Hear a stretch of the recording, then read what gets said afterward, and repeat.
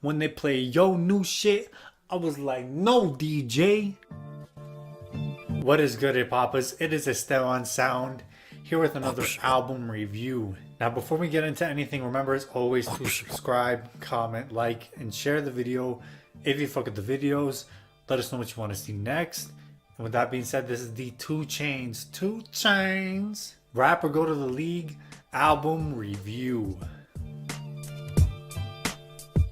Going into the album, I'm not the biggest self-proclaimed 2 Chainz fan. Now, my experience with 2 Chainz is mostly the mainstream hits of the 2010s with I'm Different and Feds Watching. It wasn't until I heard the Pretty Girls Like Trap music that came out in 2017 that I understood the ability of 2 Chainz to craft fully loaded songs with a fully loaded album. Now, I thoroughly enjoyed Pretty Girls Like Trap music, so I was somewhat interested to see what 2 Chainz was gonna do with this project. Now, my first impressions, for the most part, I was generally satisfied with the project, but I was quite surprised by some of the choices in production on this project, especially on the first leg. I was also happily surprised at the heightened level of concept matter that 2 Chainz reaches on some of these tracks. And being that my expectations of 2 Chainz content wise is really surface level.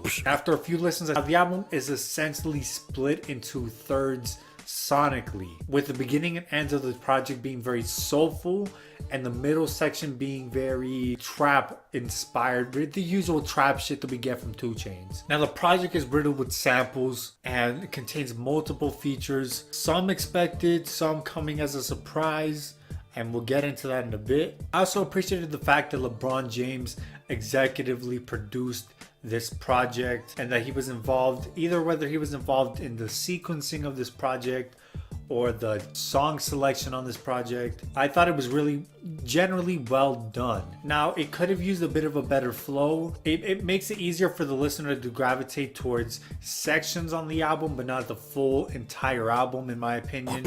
My one complaint that I do have as far as 2 Chainz music, this is kind of just stating the obvious, but I have to say it, is 2 Chainz music celebrates and glorifies drug dealing, criminality, and other harmful ideas to the community. Now, I'm not going to sit here and act like C. Dolores Tucker and be like, oh, this is damaging our community. No, it's just, you have to point out that yes, some of the content on this project can be a little bit harmful. While he does reach a certain level of introspection on this album, he does, and I give him praise for that. A lot of it still comes across as wearing that drug dealer title as a badge. Now, my favorite tracks, 2 Chainz opens up the album with what I think are 4 of the best songs on the project, with the first 3 being some of the most soulful cuts on the album. Number 1, Forgiven. 2 Chainz sets the tone for the first leg of this project, speaking on the loss of his friend's child, rapping quite seriously over this emotional, dramatic Dem Joints production, or a theatrical vocal performance by Marsha Ambrosius. 2 Chainz opens up the album with a religious sentiment, something that 2 Chainz wears on his sleeve. He asks God for forgiveness for some of his acts in the street life, and he asks for prayers for some of the people who have lost their life. And I enjoy the fact that 2 Chainz ends the track with a bit of game, saying that if you're doing something to make your parents have to bury you, you might want to change what you're doing and slow down.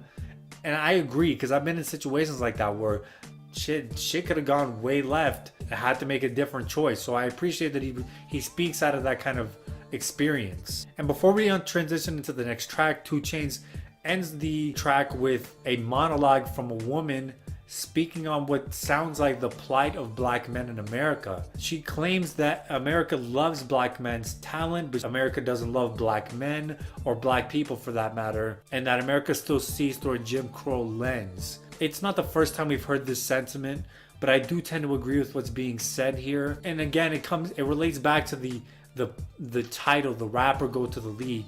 These are the 2 options that America sees fit for black men in America. So I like that he does touch on that. Number 2, Threat to Society. 2 Chainz text is soul sampling, boom bap, 9th Wonder. Yes, 2 Chainz over a 9th Wonder beat, believe it or not. The claim that he's underrated, and he lists off various qualifying qualities to make his statement of why he's a threat to society, whether that be his drug past or some of his life experiences that made him a stronger man today, such as seeing his dad or his friend get killed, while mixing in a couple of battle bars for other rappers.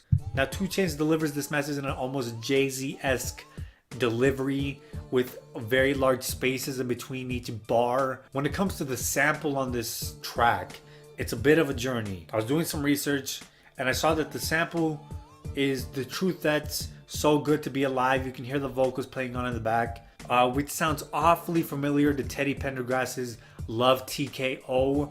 The bass line is almost identical. Now, being that each album that the songs were in were released 10 days apart from each other, I don't know which came first. So if you know which sample came first and who sampled who, please let me know in the comment section below because I'm interested.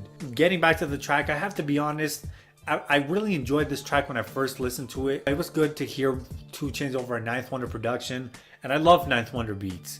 But I have to say that this is some of Ninth Wonder's simpler work, as the same 4-bar loop repeats over and over again with not much variation. So it was good to hear him over some soul sampling shit, so I enjoyed that. Number 3, Money in the Way. 2 Chainz essentially talks his shit on this track as he goes on to flex about the luxuries that he has and the money that he has. And with a title called Money in the Way, there's only so much you can expect content wise. The flow reminds me of Big Crit's flow on the track Energy from his TDT project. If you guys have seen my review of that EP, check it out. The bars are very straightforward. I get it's to add the energy to the track, but it feels a bit simplistic. Jabs and Buddha Bless sampled Can't You See What You're Doing to Me by the 3 Degrees, providing a bit of jolt of triumphant high energy that this first leg of the album really needed. Number 4, Statute of Limitations. Kicking off the trap section of this album, 30 Rock samples Couldn't Be a Better Player by Lil Jon. It's one of the most raw videos. If you ever seen the music video for this shit, it's damn near, it's a porno, bro. It completely switches up the tone of this album, where it goes into a very dark, moody trap flavor, and the bass line is rattling on this motherfucker. Now 2 Chainz talks about his drug past and him serving the hip-hop community. And no, I don't mean serving as in through charity events, but literally serving weed to hip-hop MCs such as Rick Ross and Raekwon. I heard through a separate interview or in a separate video, I think it was on Drink Champs, that someone stated that 2 Chainz was really serving in Atlanta. So I knew about this, and this didn't come as a surprise to me. It was interesting to hear him take this whole track to speak on some of his previous clients, I guess. It was interesting to put this on wax, I guess he's already past the years where he can speak on this, so it is what it is. And something about the delivery on this track, 2 Chainz has a bit of conviction and musicality. I just really enjoy the flow on this. Just it's kind of infectious. I enjoy it. Number 6, Whip. Whipping again, whipping again. 2 Chainz and Travis Scott collaborate on this track to provide another dark trap banger. This time with the spacey vibe provided by Wonder Girl, producer out of Toronto. I love the way the track opens up with the dark instrumental rolling in and Travis Scott's vocals just kind of fading in the back. Travis Scott's use of auto-tune veers away from his contemporary sound and steers more towards some of his older work. I mean, this sounds like something that could have been off of a Hustle Gang mixtape or Days Before Rodeo. Just the way that Travis Scott's vocals sound very stacked and rough, but in a good way. And 2 Chainz' performance is actually some of his best bars on this project. He opens up with the Celebrate KFC and the 20 LLCs line, and then the My Homie a Crib, Seafood and You is a Shrimp. Like, he has some moments of potential. You can hear the potential and lyricism in this. Number 7, NCAA. Now, initially, I did not want to put this track on my favorites list, and mainly because of its simplistic nature and its almost outdated hard trap sound by the Honorable C Note. It sounds like something that could have been off a Jeezy project, but this sound for 2 Chainz, this is what he came up on, this is what he knows, and for some reason it does work. Seamlessly, he uses his vocals to add inflection throughout the track, and he adds character to the track through his inflection. A highlight for me is definitely when 2 Chainz claims, "I'm playing with the clit like a guitar," as the really intense guitar solo comes in. Like, I thought that shit was hilarious. And the hook honestly easily sounds like something that a college basketball team could pick up for a pre-game anthem, which doesn't sound like much of a reach with the title of this project, the executive producer of this project, and 2 Chainz ties with the NBA. This track was definitely targeted for college basketball. And I think 2 Chainz raises a good point about college players not getting paid with the last bars on the second verse. Talking about Johnny Manziel having the highest paid jersey at one point, and LeBron coming back to Cleveland, everything going right. Yet, for some reason, Johnny Manziel is still unemployed at this point. And this is what I mean by 2 Chainz sprinkling a bit of knowledge in the candy. The content on the first verse is pretty thin, I won't lie, but I think 2 Chainz' delivery on this track has a lot of redeeming qualities, so it made the list. Now another track I'm conflicted on, 8, Mama I Hit a Lick, and it was mostly due to the high expectations for the Kendrick Lamar feature. Now I'll get the elephant in the room out of the way right now. I did not love the Kendrick Lamar feature.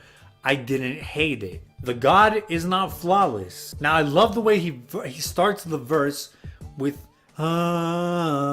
he opens up with his familiar high-pitched delivery and almost this up-tempo flow. But the issue is the other 75% of this track. It's where he's using this mumble, whispering, almost codeine influenced flow, and he's rapping like this and like a robot. And then even the vocal mixing on this track, they make Kendrick's vocal sound completely inaudible. And Kendrick doesn't do much but flex and talk about your favorite rapper being a desperate housewife. And again, I can understand that Kendrick's experimenting with different sounds and vocal inflections to make him sound more gutter. I get the direction. And yes, his verse is on subject, describing the scene of how it would look if after you hit a lick. But I can't get past the delivery. I think this was a high miss on the project, in my opinion. And I love Kendrick, bro. This is coming from a Kendrick fan. Did not like it. Now 2 Chainz surprisingly delivers the best verse on this track, with a respectable verse as he rides the tidal waves that this Pharrell beat provides. Oh, this Pharrell beat, I can't say enough about it. This fucking Pharrell beat. I love the way he delivers the line of, when they play yo new shit, I was like, no DJ. Although his 4 bars in that high-pitched inflection does sound like a reach to be a King's Dead moment with Future. Remember how he did that? And it was like a big thing. So luckily he switches out of that very quickly on the track. And it's unfortunate because, again, this monstrous beat by Pharrell, bro. They could have done so much with this. It was set up to be an incredible track, but it just falls short of expectations, in my opinion. Number 9, Rule the World. This is a sincere bright spot on the album, as 2 Chainz describes his love for his wife in a very mature and genuine manner. He stays on topic for both verses, and he shows his ability to go over a very elegant, very soulful, boom bap track. It was a very different sound from the rest of this album. Now the Emery Why Don't We Fall in Love sample is easily one of my favorite samples on the project. The original song sounds very hip-hop influenced, so the sample sounded natural. And Ariana Grande sounds comfortable and appropriate on this track. So again, fucking good job on this track, 2 Chainz and Ariana Grande. Number 13, I'm Not Crazy, Life Is. Another incredible bright spot on the album.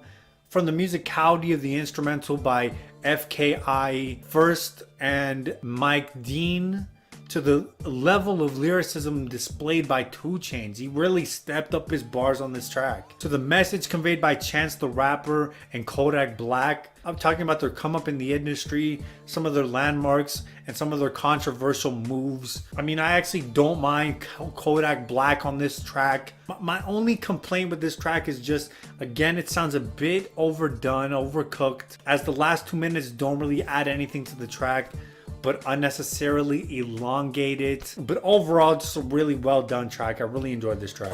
And then the final track on this project, Sam. The way that B. Clark flips UGK's High Life. The sample was perfect. It was a perfect closer for a Southern Atlanta hip hop album. This is that type of shit that you put on in the whip and you just ride out to, bro. 2 Chainz claims that the original idea for this track was to get Wiz Khalifa on it and to make it a weed anthem. But I like the direction that 2 Chainz took, where he made this a track speaking on some of the consequences and responsibilities of living the so-called high life with paying high taxes. 2 Chainz uses the analogy of Uncle Sam being this evil uncle that's taking grams out of the proverbial weed bag of life.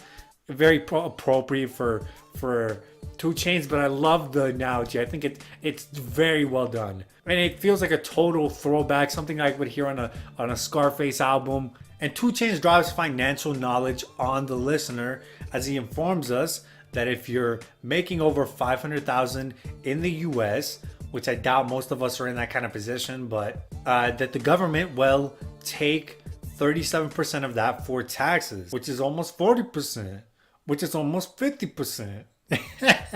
And the track does come across as a bit of privileged tears for the rich, but I like that 2 Chainz adds sensibility on this track by sharing the story of Puff Daddy paying more taxes than he would have to just to make sure. So he does add a bit of sensibility to the track.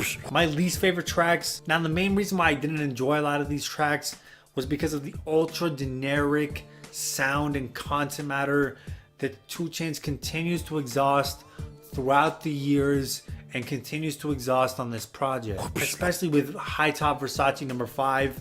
Once again, the title of the song doesn't lead to a high level of content matter, so that wasn't the issue, but the hook just reached a new low of generic for me, with Young Thug mumbling, all this motherfucking money start to double up, bruh.